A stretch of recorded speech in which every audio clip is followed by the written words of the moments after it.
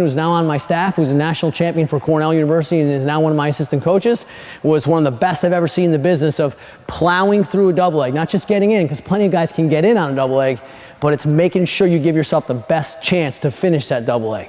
I found that this trail leg drill helps our team do that. So the key is, whenever I hit a double leg, believe it or not, I want my chest and arms to hit before my knee even hits the ground.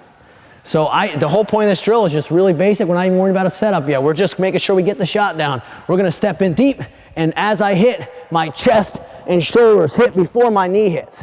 So I make sure that I'm wrapped, deep, and penetrated through the man. Here's where the trail leg comes in. This right leg is my trail leg. I'm gonna bring it all the way through this far wall. Drive it through my opponent's far hip. And I exaggerate. I make these guys exaggerate this drill where that leg comes up and steps here. You can see my opponent, my partner, how very hard that is for him to sprawl now. And I'm a weak guy, but what it's done now is made him very light. It's made my opponent very light. So it starts from the first part of the move is making sure I step in deep enough, hit. Now right here, my trail leg. My right leg is now gonna drive up deep that way. What it's now done is made that finish so much simpler.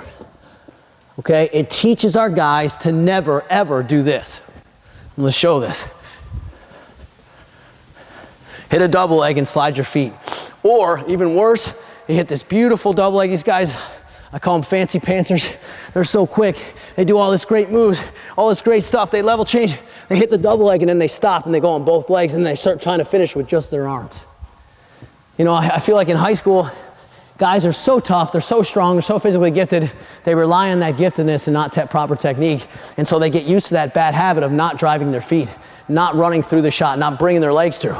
And when Coach Lean, who I referenced, when he used to hit his double leg, he would hit it, and his back leg, they would be running through the guy.